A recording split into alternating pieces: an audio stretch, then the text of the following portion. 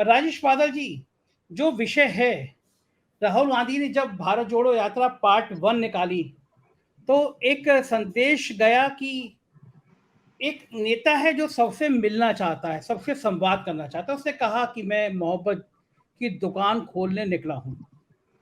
तो क्या अब ये छोटी छोटी यात्राएं या बड़ी यात्राएं, अब 2024 जब 9-10 महीने बचे हैं, तब उस बीच में ये यात्रा कितनी संकेत दे सकती है, पॉलिटिकल पार्टियों के बीच में क्या मुकाम हासिल कर सकती है, इस पे मैं अपनी राय जानना चाहूंगा। राजेश जी, एक अनुरोध और, मेरे पड़ोस की बिल्डिंग में आग लग गई है, तो अगर स्थिति ज्यादा गंभीर हुई तो शायद मुझे भी डिबेट मुझे छोड़ना पड़ेगा, आप इसको कंटिन्यू कर लीजिएगा। फिलहाल तो स्टाफ को मैंने बाहर भेज दिया है।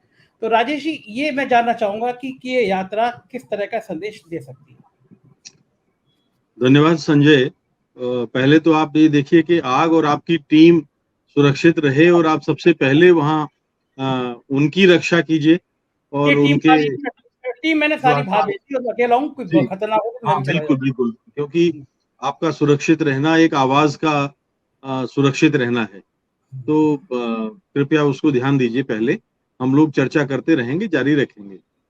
दूसरी बात यह है, आपने जो शुरुआत की और पूछा है कि जो राहुल ने अपनी पहली यात्रा से जो चाहा था क्या वो पाया है, तो मुझे लगता है दरअसल देखिए, मेरा सोचना यह है संजय जी कि राहुल गांधी की भारत जोड़ो यात्रा के बहाने एक दो प्रवृत्तियों का द्वंद्व हमको देखने को मिला है।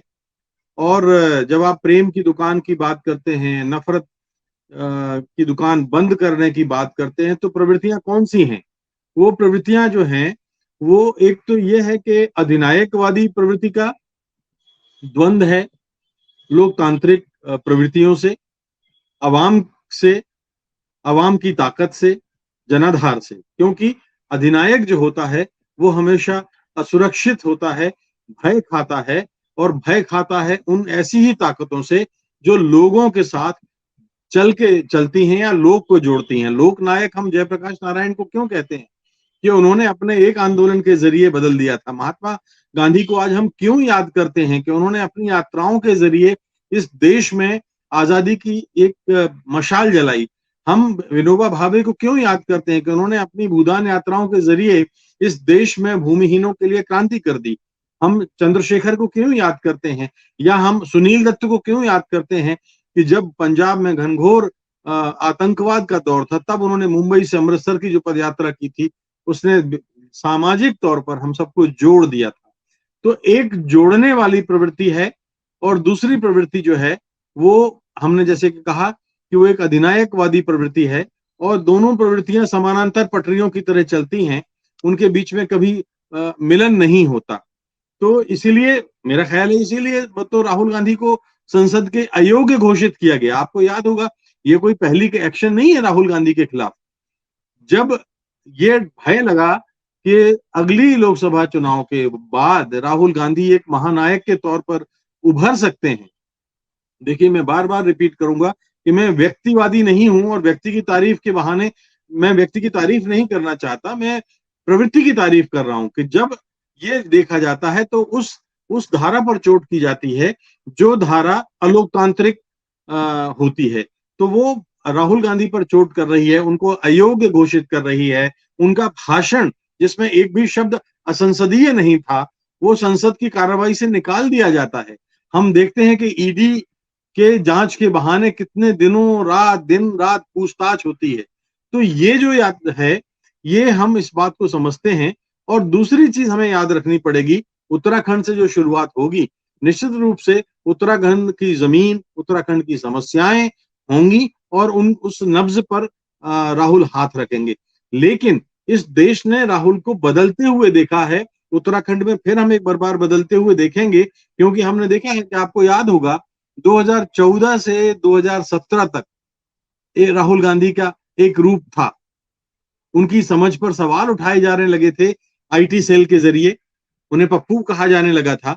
और जब वही पप्पू 2017 में पार्टी का अध्यक्ष बनता है, तो 3 प्रदेशों में भारतीय जनता पार्टी की हुकूमतें साफ हो जाती हैं।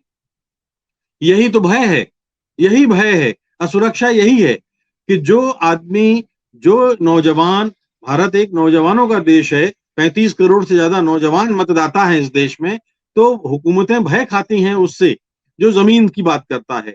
उत्तराखंड के बहाने जो बात करेंगे तो तब उनको याद आएगा कि 2017 के बाद, और नैतिक मूल्यों की बात है, 2017 के बाद ये वही राहुल थे 2019 में जब पार्टी की एक शर्मनाक हार हुई तो नैतिक आधार पर जिम्मेदारी लेते हुए वो इस्तीफा देता है।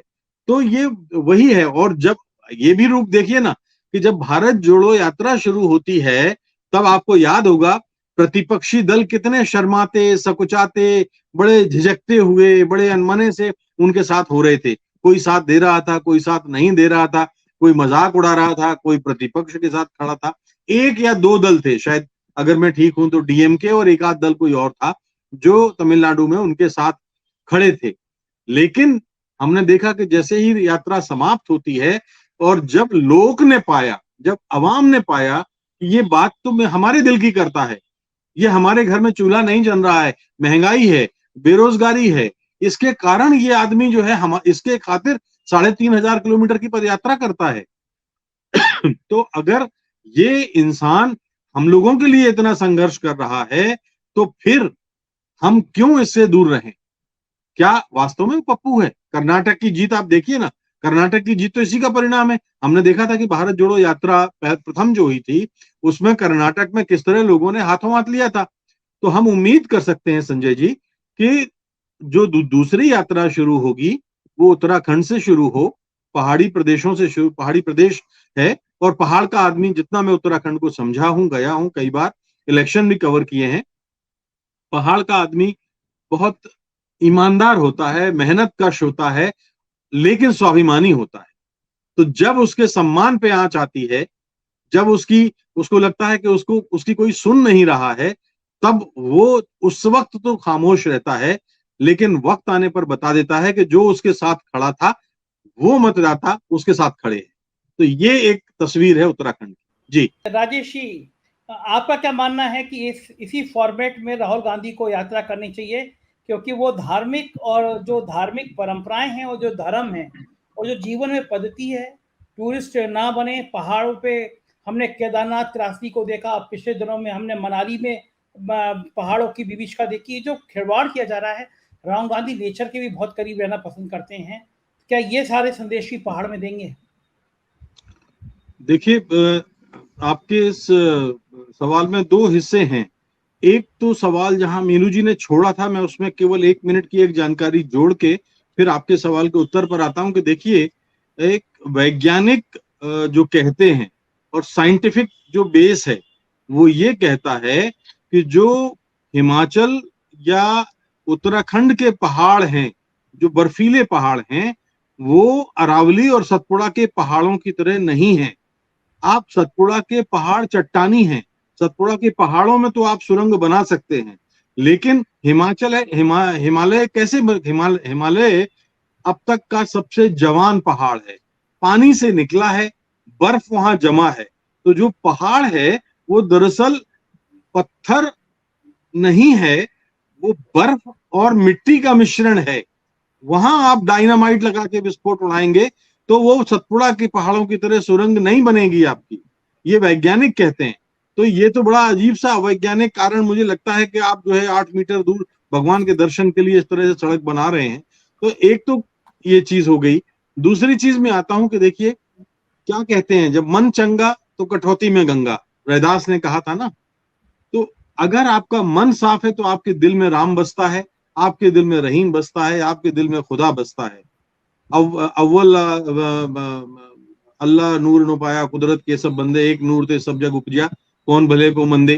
तो एक ही है आध्यात्मिक शक्ति जो है, वो जो बार बार आनंद जी जिसकी ओर ध्यान दे रहे हैं या जोर दे रहे हैं, वो यही है कि आध्यात्मिक शक्ति का आधार क्या है। भारत से वही आध्यात्मिक शक्ति कौन सा संदेश लेके चीन गई थी, जिसने अपने धर्म ग्रंथ जला दिए थे? वो बौद्ध धर्म था, जो प्रेम का संदेश लेके गया था, जो ज्ञान का संदेश लेके गया था। कितने देशों में बौद्ध धर्म गया, कितने जगहों पे जैन धर्म फैला। आप देखिए, सबका मूल आधार प्रेम है। और जब राहुल गांधी ये बात करते हैं कि मैं प्रेम की दुकान खोलने चला हूं, तो इसका अर्थ ये है कि इस देश में अब प्रेम की दुकानों की आवश्यकता है, नफरत की दुकानों को जला देना चाहिए, अब इस देश की आवश्यकता नहीं है। तो मैं इसको राजनीतिक चश्मे से नहीं देखना चाहता, लेकिन मैं ये कहना चाहता हूं कि ऐसी दुकानें ईश्वर करे हर शहर में खुलें, हर गांव में खुलें, कस्बे में खुलें, और वो जिस आध्यात्मिक ताकत की ओर इशारा आनंद जी कर रहे हैं, ये वही ताकत है और इसमें कामयाबी मिलेगी। यही लोकतंत्र की असली पहचान है। जी।